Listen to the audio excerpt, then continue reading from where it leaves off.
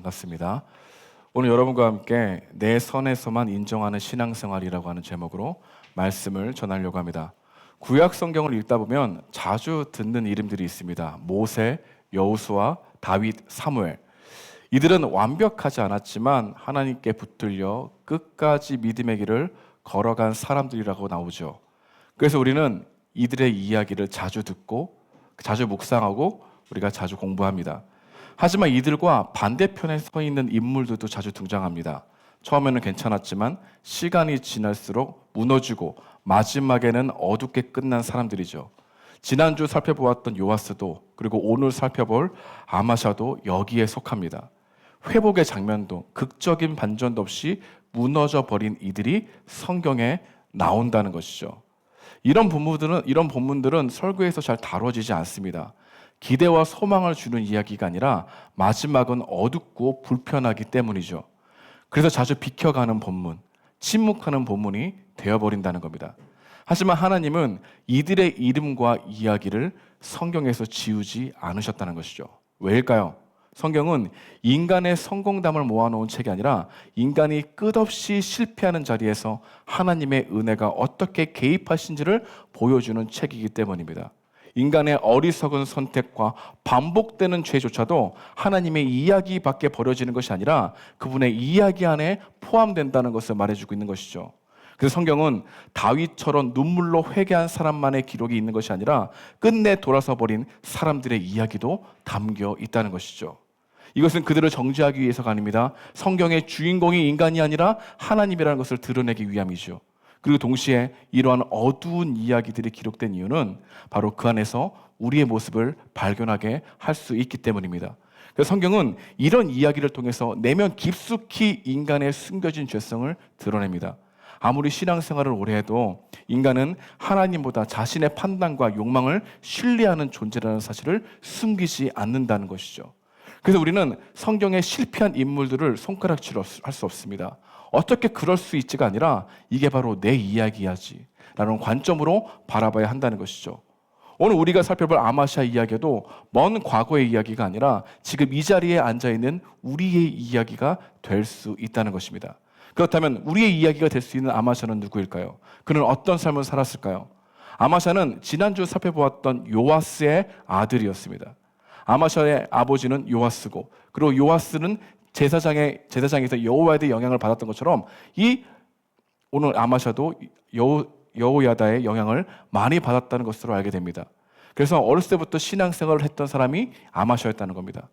그리고 제사장이었던 이 여호야다에게 신앙교육을 받았던 사람도 아마샤였다는 거죠. 그리고 여호야다가 세상 끝날 때쯤 성령기에 접어든 아마샤를 보게 되는 겁니다. 아마샤의 신앙은 익숙한 하나님으로부터 시작됐다는 것을 알게 되는 것이죠. 그에게 하나님이라는 이름은 낯설지 않는 언어였습니다. 왕궁의 문화도 율법이 스며들었으며 특별히 결단이나 회심 없이도 자연스러운 문화처럼 하나님을 믿는 것이 배어있던 사람이 아마샤였다는 겁니다. 그런데 이 아마샤에 대한 신앙생활을 어떻게 성경은 평가하고 있을까? 우리 2절인데요. 2절 말씀이 오늘 가장 중요합니다. 우리 함께 읽어보도록 하겠습니다. 시작. 여호와 보시기에 정직하게 행하였으나 온전한 마음으로 행하지 아니하였더라. 여러분, 이 짧은 한 문장에 그의 인생 전체가 압축되어 있다는 걸 알게 되죠. 그는 하나님을 떠난 사람이 아닙니다. 예배의 자리도 버린 사람이 아니에요. 말씀을 전혀 모르는 사람도 아닙니다. 그는 어느 정도 정직했습니다. 하지만 전심으로 하나님을 믿지 않았습니다. 여기서 온전한 마음으로 행하지 않았다는 말은 단순히 조금 부족했다는 말이 아닙니다.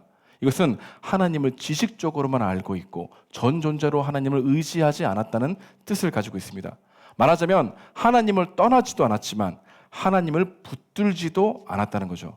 그 중간 어디엔가 머무는 상태, 이 사람이 아마샤였다는 겁니다. 주일마다 예배 자리는 지키지만 삶의 주도권은 여전히 자신의 손에 있는 모습이죠. 하나님을 믿는다고 말하지만 정작 신뢰의 무게중심은 하나님께 있지 않는 상태가 아마샤의 상태라는 걸 얘기해 주고 있는 겁니다. 이게 바로 아마샤의 신앙이었고 우리들의 모습일 수 있다는 거죠. 우리도 하나님을 떠나는 사람들이 아니죠. 하지만 전심으로 믿지도 않습니다. 그저 습관과 관성으로 신앙생활을 이어갈 때가 많은 것 같습니다. 말씀에 감동하고 결단했던 날들도 있죠. 눈물로 하나님께 기도하고 마음을 들였던 순간들도 있습니다. 하지만 어느 순간 익숙함이 우리의 자리를 대신하기도 하는 모습 또한 있다는 걸 알게 됩니다. 익숙한 이런 마음들은 이런 생각을 하게 됩니다. 그래도 교회 다니잖아. 그래도 주일 지키잖아. 그래도 세상 사람들보다 낫지.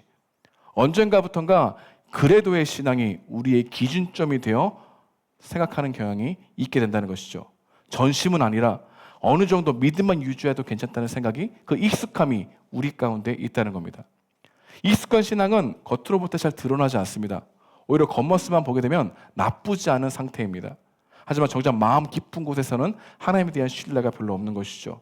겉으로 믿음처럼 보이지만 실제로 마음에는 하나님을 신뢰하지 않는 마음들이 있다는 겁니다. 이것을 어떻게 표현할 수 있을까요? 예배하는 불신앙, 말씀을 아는 불순종, 이런 모순적인 상태에 머문 신앙이 아마샤의 모습, 우리의 모습과 동일시할 수 있다는 것을 생각해 보게 되죠. 여러분, 우리들도 큐티하고 말씀을 했지만 내가 원하는 삶의 계획과 기준을 쉽게 내려놓지 않습니다. 헌신과 사역은 하지만 내 시간과 에너지는 하나님께 전심으로 드리지 않는 모습이 우리 가운데 있다는 겁니다. 하나님을 거부하지도 않습니다. 하나님을 내 선 안에서만 인정하는 신앙, 그게 바로 우리일 수 있고 아마샤의 모습일 수 있다는 것이죠. 저는 오늘 아마샤 이야기를 통해서 우리 안에 자연스럽게 자리 잡을 수 있는 내 선 안에서만 하나님을 인정하는 이 신앙의 흐름을 살펴보려고 합니다. 왜냐하면 이것은 누군가의 특별한 문제가 아니라 우리 모두 공통적으로 스며있는 신앙의 패턴이기 때문입니다. 내 안에서만 인정하는 이 신앙생활, 어떻게 스며들까요? 어떤 방향으로 흘러갈까요? 그리고 이런 모습을 가지고 있는 우리에 대해 어떤 희망과 소망이 성경 속에 담겨져 있을까요? 오늘 말씀을 통해서 이 이야기로 여러분과 함께 나아가 보고자 합니다. 보통 내 선 안에서만 하나님을 인정하는 모습은 평소에 잘 드러나지 않습니다. 그러나 어떤 선택을 할 때, 어떤 행동을 할 때 반드시 나의 마음의 상태가 수면 위로 떠오르게 되는 것이죠. 아마샤가 왕이 되고 선택해야 하는 두 가지 상황이 있었습니다. 오늘 본문은 그걸 얘기합니다. 첫 번째 상황은 자신의 아버지 요아스를 죽인 사람을 찾아내서 처리하는 상황입니다. 요아스의 죽음은 비극적이었습니다. 신하들에게 배신을 당하죠. 아마스의 입장에서는 매우 분노할 수 있는 상황이었다는 겁니다. 권력과 힘이 생겼습니다. 자신의 감정대로 처리할 수 있는 힘이 있어요. 복수하고 싶은 마음이 불타오릅니다. 여러분, 복수는 눈에는 눈, 이에는 이로 끝나지 않습니다. 한 대 맞았다고 해서 한 대만 때리는 것, 이거 굉장히 어려운 일이죠. 인간의 심리는 그렇지 않다는 겁니다. 여러분, 한 대 맞으면 어떡할까요? 거기에 몇 배를 더하는 그런 해를 가하고 싶어하는 게 인간의 마음이죠. 아마샤는 복수하고 싶었습니다. 그런데 신명기 24장의 말씀이 떠올랐어요. 아버지의 죄로 자녀에게까지 피해가 가지 않도록 해야 한다는 말씀에 걸렸습니다.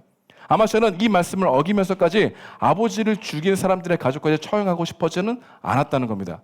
그런데 그 마음 깊숙한 곳에서는 그들에 대한 동정과 하나님의 말씀에 대한 순종이 아니었다는 겁니다. 철저히 정치적인 계산이 있었다는 겁니다. 그들의 자녀를 죽이지 않는 것이 자신에게 더 좋은 평가를 받을 수 있는 기대감 때문에 했던 것이죠. 그래서 성경의 기자는 어떻게 얘기합니까? 온전한 마음으로 하지 않았다는 표현을 사용하고 있다는 겁니다. 옳은 일을 하는 목적과 동기가 사랑과 순종이 아니었다는 겁니다. 자신의 정치적이고 전략적인 행동이었다는 것을 성경은 은근히 드러내고 있다는 겁니다.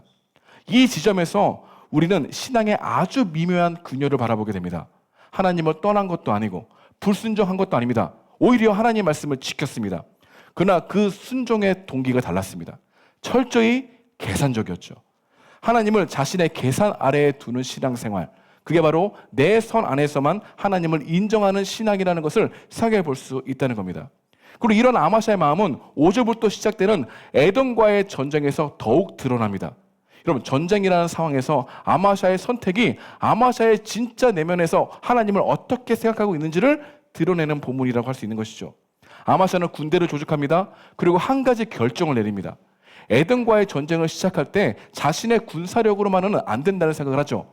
그래서 북이스라엘에게 10만 명의 군사를 빌려와서 고용할 생각을 합니다. 그래서 100달란트를 지불했어요. 그리고 그 지불한 돈이 100달란트라는 것은 정말로 큰 금액이었습니다. 그만큼 에돔과의 전쟁에서 승리해서 자신의 정치적 입장을 확고히 다지고 싶어 했습니다. 그런데 바로 그때 하나님의 선지자 한 사람이 나와서 이렇게 말을 합니다. 7절인데요. 우리 7절 말씀을 함께 읽어보도록 하겠습니다. 7절 말씀 볼 수 있을까요? 네, 시작. 어떤 하나님의 사람이 아마샤에게 나와서 이르되 왕이여 이스라엘 군대를 왕과 함께 가게 하지 마옵소서. 여호와께서는 이스라엘 곧 온 에브라임 자손과 함께하지 아니하시나니. 여러분, 하나님의 뜻을 분명히 정했습니다. 북이스라엘 군대를 끌어들이지 마. 북이스라엘 영향을 받게 되면 너희는 그 안에 있는 신들의 영향을, 우상의 영향을 받게 될 거야. 그것을 알기 때문에 하나님은 노 하신 겁니다. 거기서 해서 아마시아의 반응은 어땠을까요? 처음에는 핑계를 댑니다. 이미 100달란트를 북이스라엘에게 주었다고 말합니다. 하나님, 되돌릴 수 없습니다. 그 돈을 못 받을 겁니다. 이런 뉘앙스로 말하고 있는 아마시아를 보게 되는 거죠. 아마시아는 이미 결정했다고 얘기합니다. 실상은 돌이키고 싶지 않는 마음에 표현한 것이죠. 이미라고 하는 말, 여기에 묘한 감정이 숨어 있다는 겁니다. 하나님, 당신이 틀렸다는 건 아니에요. 하지만 지금은 제 계획이 더 현실적인 것 같습니다. 라고 하는 속뜻을 가지고 있는 뉘앙스를 풍겼다는 것이죠.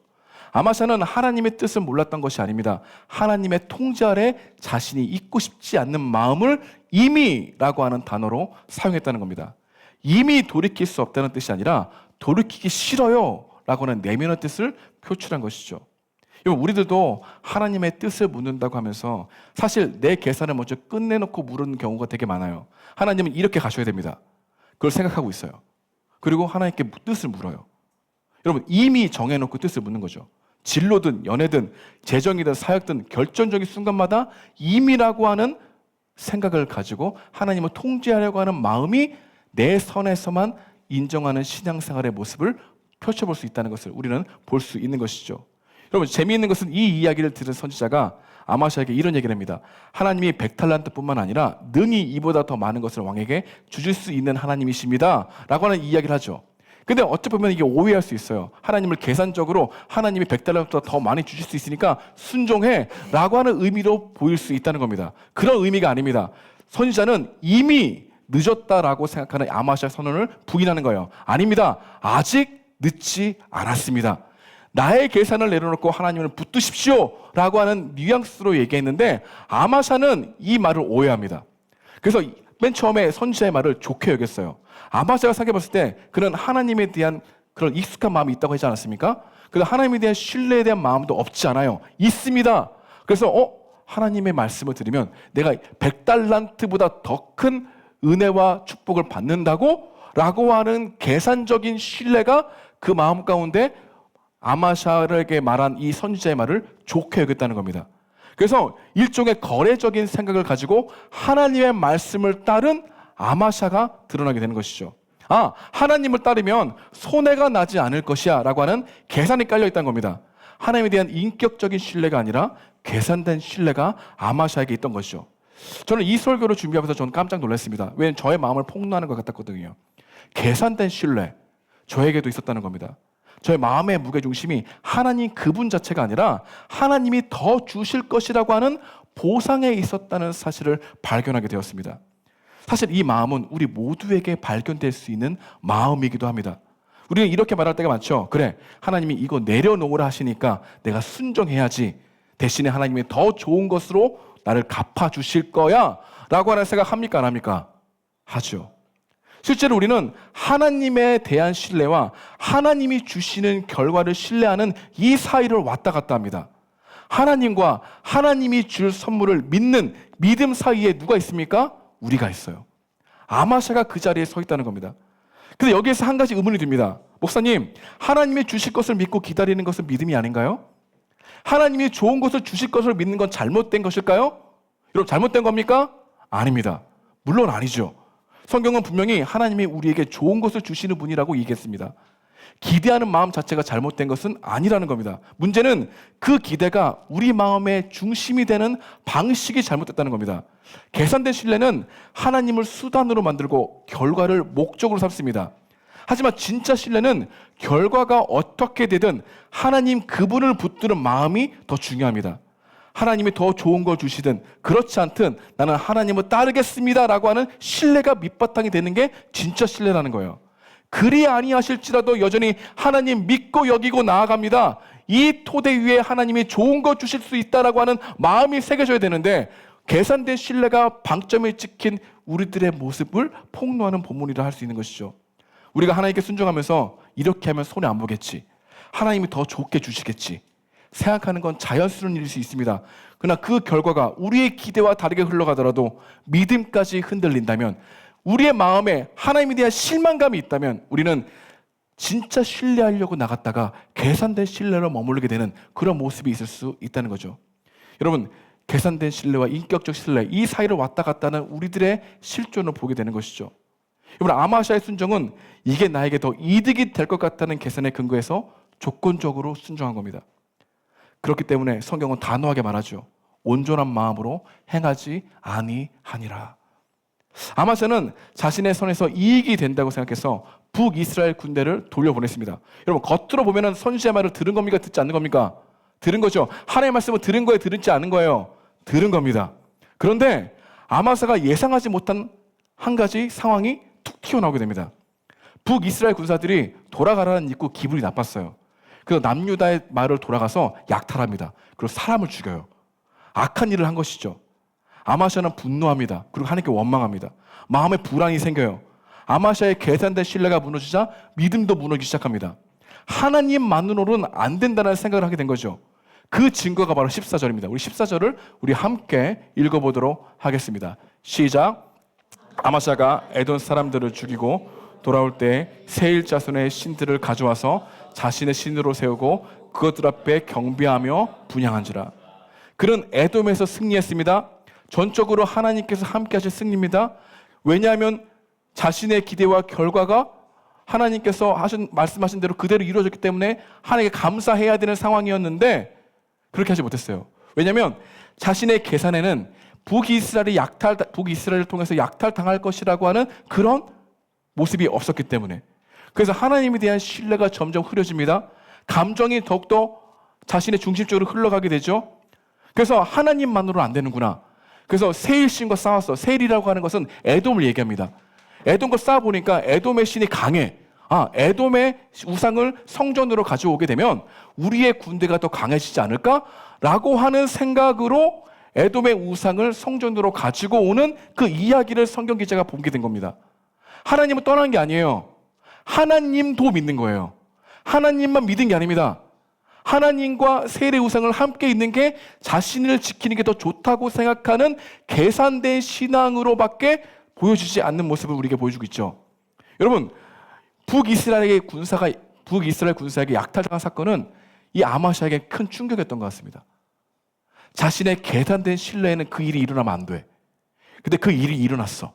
그러니 그 마음 가운데 감정적으로 하나님만 믿으면 안 되는구나는 그런 불신이 생겼던 이 모습을 보게 되는 거죠. 여러분, 그래서 계산된 신뢰는요, 내 계획대로 되지 않으면 하나님에 대해서 오해합니다. 하나님에 대한 불신이 마음이 큽니다. 하나님으로만 안 된다는 생각을 더 확고하게 하게 되는 것이죠. 여러분, 이것은 아마샤의 마음만이 아닙니다.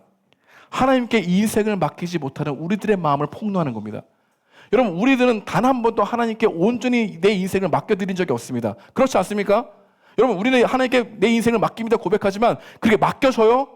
그렇지 않는다는 거죠. 여러분, 아마샤의 이야기를 통해서 우리가 볼 수 있는 것은 인간의 신앙이 얼마나 쉽게 내 선에서만 머무는지를 보여주는 겁니다. 여러분, 우리는 단 한 번도 하나님을 온전히 신뢰한 적이 없어요. 신뢰했다고 하는 고백 뒤에는 우리의 불완전만 드러날 뿐입니다. 그렇다면 이런 아마샤 얘기를 통해서 우리는 어떤 교훈을 배울 수 있을까? 첫 번째로 오늘 우리에게 주시는 교훈이 있다면 이 설교를 듣는 우리들 모두 순종에 대한 부담감이 있다는 겁니다. 여러분, 이 글을 읽는 독자들도 누구나 이런 마음이 들었어요. 우리도 아마샤처럼 계산된 신뢰에 있는 모습이 있잖아. 우리 모두 내 선에서만 머무는 마음이 있잖아. 근데 참으로 놀라운 것은 하나님은 이러한 우리의 연약함을 알고 있다는 겁니다. 우리의 계산된 순종, 계산된 신뢰라는 것을 알고 계시면서도 성경은 어떻게 얘기하냐면 순종으로 나아가라라고 말씀하세요. 그래서 저는 이게 잘 이해가 안 됐어요. 예전에는 순종으로 자리에 나아가라는 것을 왜 하실까? 왜 그렇게 하셨을까? 우리의 불완전함을 알고 있는데 우리는 순종으로 나가면 계산된 신뢰로 바뀔 것을 알고 있는데 왜 하나님은 순종의 자리로 계속해서 우리를 밀어내실까? 왜 그런 명령을 주셨을까? 여러분 한번 생각해 본 적 있습니까? 하나님의 사랑을 일으키기 위해서 우리 순종하라고 말하는 걸까요? 아닙니다. 하나님의 사랑을 받기 위해서 순종하라고 성경은 말하고 있는 걸까요? 아닙니다. 하나님이 우리에게 순종하라고 말씀하시는 성경적인 이런 통찰을 통해 배울 수 있는 것은 하나님의 사랑을 일으키기 위해서 순종하는 게 아니라 이미 베푸신 사랑을 누리는 것을 발견하기 위해서 순종으로 나아가라고 말씀하시는 겁니다. 하나님께서 우리를 사랑하신다는 사실과 그 사랑이 실제로 느껴지는 경험 사이에는 무엇이 다리가 있는가? 순종이 다리가 있다는 것을 성경은 말하고 있어요. 실제로 말씀에 순종하려고 하면은 하나님에 대한 확신이 더욱 생겨난다는 겁니다. 그다음 말씀에 불순종하게 되면은 하나님에 대한 확신이 점점 줄어든다는 겁니다. 이것을 아시고 하나님께서는 순종을 우리에게 명령하신 거예요. 여러분 이 부분을 잘 이해하기 위해서 부모와 자녀의 예시로 한번 설명해 보겠습니다. 자녀가 부모의 말에 순종할 때 부모의 사랑이 갑자기 더 커지는 것은 아닙니다. 하지만 자녀가 부모 곁으로 가까이 가서 마음을 열 때 부모의 따뜻한 사랑을 더 경험할까요? 경험하지 않을까요? 경험하겠죠. 반대로 자녀가 등을 돌리고 반항한다고 해서 부모의 사랑이 사라지는 것은 아닙니다. 그러나 자녀는 부모의 그 사랑의 따뜻함을 느끼지는 못하겠죠. 부모의 사랑이 변한 게 아니라 자녀의 마음의 방향이 변했기 때문입니다. 여러분 하나님의 사랑도 이와 같습니다. 하나님은 우리를 향한 사랑은 결코 거두지 않습니다. 우리가 말씀에 순종하면 우리의 방향을 하나님께 주님께 돌리게 되면은 우리는 머릿속의 정보로 하나님을 아는 게 아니라 실제적으로 하나님이 나를 사랑하신다는 것을 느끼게 될 것입니다. 이건 하나님의 약속이에요. 그래서 요한복음 14장 21절에 보게 되면 예수님이 이렇게 말씀하십니다. 제가 읽어볼게요. 여러분도 따라 읽어봤으면 좋겠습니다. 나의 계명을 가지고 지키는 자라야 나를 사랑하는 자니 나도 그를 사랑하여 그에게 나를 나타내리라. 여러분 방점이 어디 있습니까? 그에게 나를 나타내리라. 여러분 여기서 예수님 말씀하신 것은 순종하는 자만 사랑했다는 의미가 아닙니다. 순종하는 자신의 자리에 자신을 더 드러내시겠다라고 하는 말씀인 것이죠. 예를 들어서 하나님께서 어떤 사람의 마음에 저 사람을 용서했으면 좋겠다라는 말씀을 주셨다고 가정해 봅시다. 하지만 그 마음을 무시하고 상처와 분노를 붙잡게 되면 하나님이 멀어진 것이 아니라 내 마음이 하나님의 등을 돌리고 있다는 것을 볼 수 있는 거죠. 기도해도 찬양해도 마음 한구석에 하나님이 멀게만 느껴지게 됩니다. 말씀이 위로로 다가오지 않아요. 왜냐하면 하나님의 말씀이 나와 함께하지 않는 것이 아니라 내가 그분의 음성보다 내 감정을 붙들고 있기 때문입니다. 하나님의 사랑이 여전히 내 곁에 있지만 느껴지지 않는 자리로 들어가는 거예요. 반대로 어렵고 억울해도 하나님의 말씀이나 자금이나 순종하려고 몸부림친다 해봅시다. 어떤 일이 일어날까요? 하나님께서 그 순간 마법처럼 모든 문제를 해결해 주시지 않을 수 있습니다. 그러나 마음의 방향이 하나님께 향할 때 주님의 위로가 들리고 예배에서 하나님의 임재가 더욱더 크게 느껴지는 것을 경험하게 될 겁니다. 여러분 그래서 하나님 우리에게 순종하라는 명령을 주신 거예요. 하나님의 사랑을 일으키기 아니겠습니까? 순종하게 되면 하나님의 사랑을 더욱 느끼기 때문에 우리에게 말하고 있는 겁니다. 그래서 야고보서도 야고보서 4장 8절에서 이렇게 말합니다. 하나님을 가까이 하라. 그리하면 너희를 가까이 하시리라. 이것을 조건절로 보지 않는 은혜가 있길 소망합니다. 하나님을 가까이 하라. 그러면 거기 계신 하나님을 발견하게 될 것이다. 하나님을 가까이 하라. 그러면 너희와 함께 여전히 동행하셨던 하나님이 보일 것이다.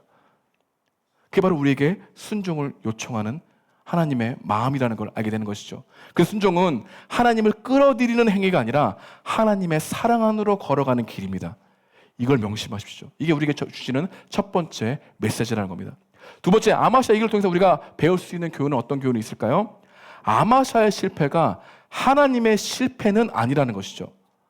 아마샤의 실패의 기록은 하나님의 신실하심의 배경이 된다는 겁니다. 성경은 실패를 지우지 않는다고 했습니다. 대신 그 위에 은혜를 덧칠합니다. 하나님은 인간의 실패를 스토리 밖으로 밀어내신 적이 없습니다. 오히려 그 실패 이후에 구원의 이야기를 세우시는 하나님이라는 것을 발견할 수 있어야 된다는 것이죠. 그래서 우리는 아마샤의 이야기를 통해서 인간의 한계를 보지만 동시에 아마샤의 얘기를 통해서 하나님의 한결같은 신실함을 보게 되는 것이죠. 그럼 우리도 아마샤와 다르지 않습니다. 우리도 결정적인 순간에 계산기를 돌렸어요. 이렇게 순종하면 손해보는 거 아니야? 하나님만으로는 괜찮을까? 그래서 단 한 번도 하나님을 온전히 신뢰한 적이 없다고 말했잖아요. 하나님을 믿는다 하면서도 계산 속에 머리가 빨리 돌아가는 게 우리의 모습이라는 것 우리 모두 알고 있습니다. 그런데 여기까지는 아마샤와 똑같아요. 근데 아마샤의 결론을 봅시다. 아마샤는 끝까지 신뢰하지 못합니다. 그리고 그 인생의 결말을 바꾸지 못했어요. 다시 일어날 근거가 아마샤에게 없었습니다. 그의 실패는 곧 끝이었다는 겁니다. 그런데 아마샤와 우리가 다른 점은 복음을 알고 있는 우리들에게는 여기에 멈추지 않는다는 겁니다. 아마샤 이야기는 다음 장이 없지만 하나님의 이야기는 계속된다는 겁니다. 그 실패 자리 위에 하나님의 이야기가 덧붙여지게 되는 거죠. 그 이야기의 중심에 누가 세워지는 겁니까? 예수 그리스도가 세워집니다. 이것이 바로 복음이 필요한 이유이죠. 만약 하나님께 나아가기 위해서 우리의 완전한 믿음이 필요하다면 우리 모두 아마샤처럼 무너져 내릴 수밖에 없을 것입니다. 만약 구원의 근거가 나의 신뢰라면 우리는 흔들려서 아마샤와 같이 끝까지 우리는 하나님을 거부할 수 있는 존재가 될지도 모르겠습니다. 하지만 우리가 흔들려도 우리가 무너지지 않는 이유가 무엇입니까? 그 흔들리고 무너지는 그 일들을 우리 주님이 대신 해주셨기 때문입니다. 우리의 믿음이 완벽하지 않아도 괜찮습니다. 그분이 우리의 완벽하지 않음을 완전함으로 바꾸시는 일을 행하셨기 때문입니다.